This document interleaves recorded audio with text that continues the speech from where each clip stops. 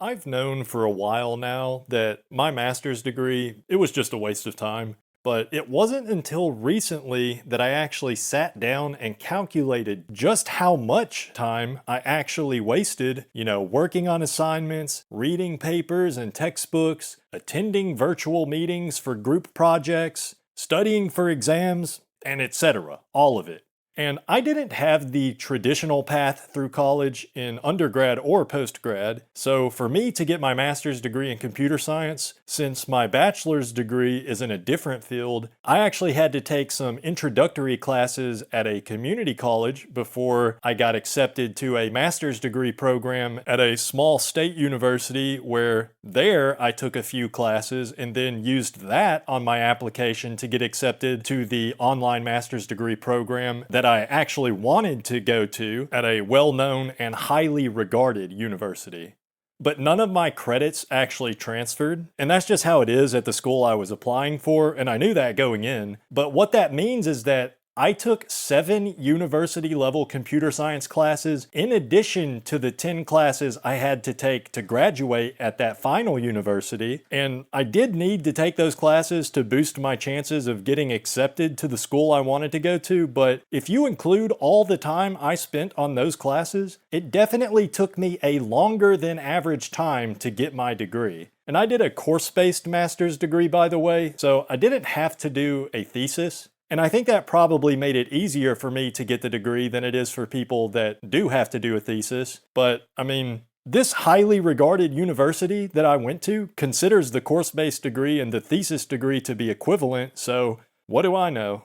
But yeah, like I said, I had to pass 10 classes to graduate with a master's degree in computer science. And some of the classes were easier than others, but even the easiest classes, I had to spend probably 10 hours a week. And some of the classes, I remember 2 classes in particular where I had to put in 30 to 40 hours of work on average each week just to barely pass. I remember working on one project for 60 hours one week, and by the end of it, I only got a B because I just couldn't figure out how to make it work.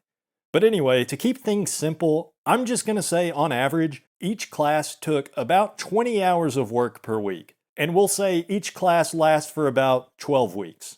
That gives us 10 classes times 20 hours times 12 weeks, which gives us 2,400 hours total that I wasted in futility, toiling away, hunched over my keyboard, working myself to the bone on this damn degree.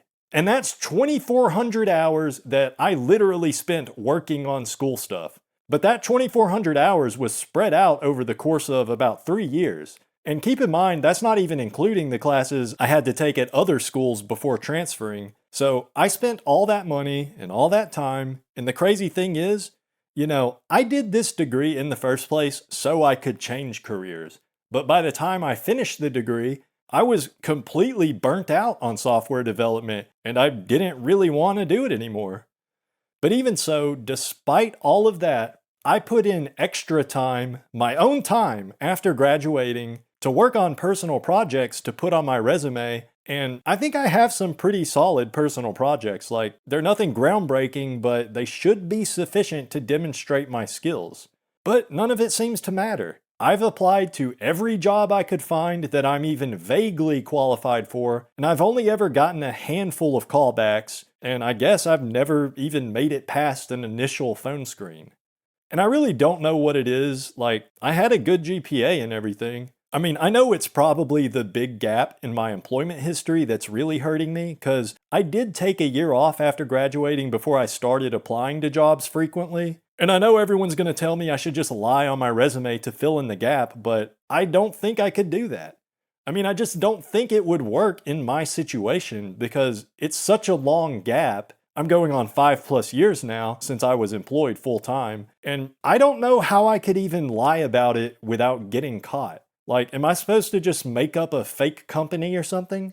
I just don't feel like I could do that. But it probably wouldn't matter anyway, because for those of you that don't know, the software developer job market is in the gutter right now. It's not even in the gutter, it's in the sewer. And I think I was one of the first people saying this, but now nobody can deny it. entry-level jobs are pretty much non-existent. And that's to be expected at times like now, where the overall economy is down, but I think there is an underlying issue with the current technological landscape that is limiting the number of developers needed. To put it simply, a large majority of all internet traffic is consolidated to a small number of social media, entertainment, and shopping platforms. You gotta think at some point, a platform like Reddit or even YouTube just doesn't need as many developers to keep it running.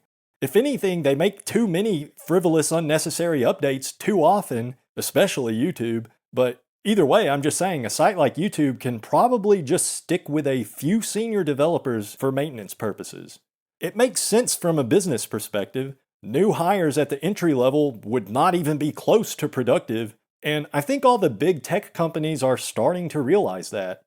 So all the big N companies or whatever they call them, Google, Apple, Amazon, Netflix, and whatever else, they are starting to realize they don't need to be investing so many resources into acquiring new talent at the entry level, because they really just don't need a large number of developers on staff at any given time. And I know I've talked about this before, but another thing killing the tech industry right now is the rise of so-called AI. And the reason I say it like that is because most of the shit they call AI these days isn't really artificial intelligence at all. Like these stupid AI image generators I use to make my thumbnails, how is that artificial intelligence?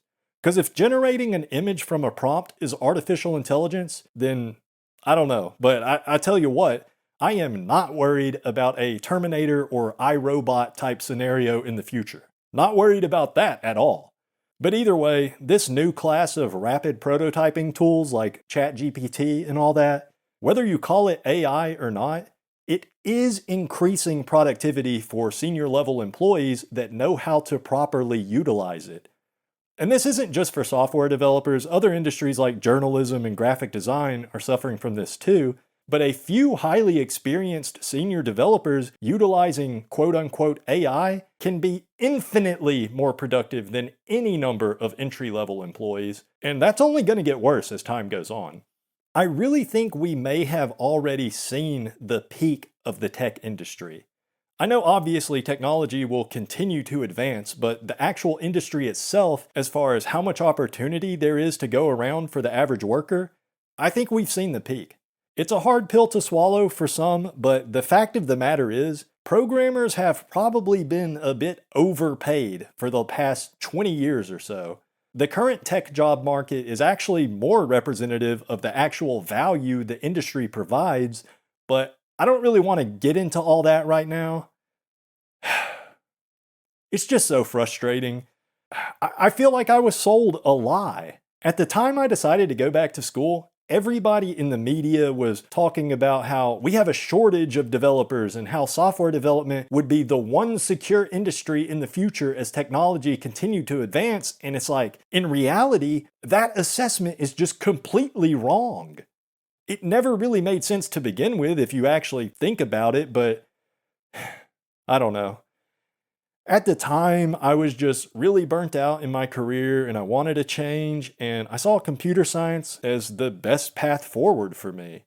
Unfortunately, there were thousands of other people that had the same idea as me because, on top of everything else I've talked about so far, another reason it's so damn hard out here to break into the software development field is because there's just so many computer science degree holders out there, and those numbers are increasing every year.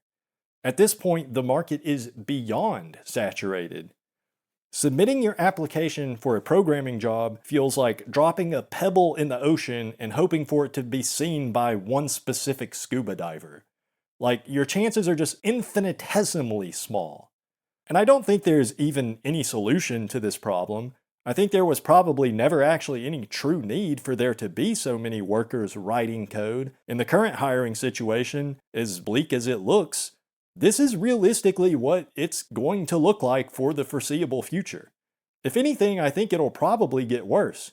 I mean, going back to the topic of AI, writing code is probably one of the only things AI is actually pretty good at. So I know I keep repeating this one point, but it truly is over out here for stem cells. entry level programmers just are not needed. I mean, at some point, maybe we'll need younger workers to replace senior developers as they retire, but honestly, I think most retiring developers just aren't going to get replaced. There's too many of them to begin with, and the big corporations know it.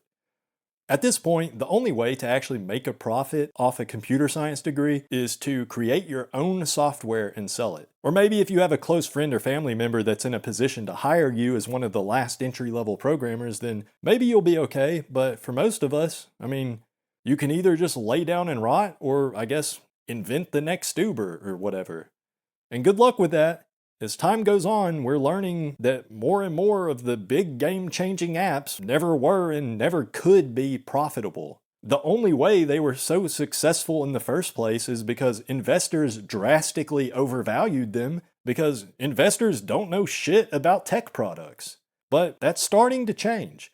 Younger and more tech-literate people are starting to replace most of the old vanguard of the investor class, and they aren't going to be fooled quite as easily. It's hard to put into words just how much it sucks to waste so much time and money just to get nothing in return.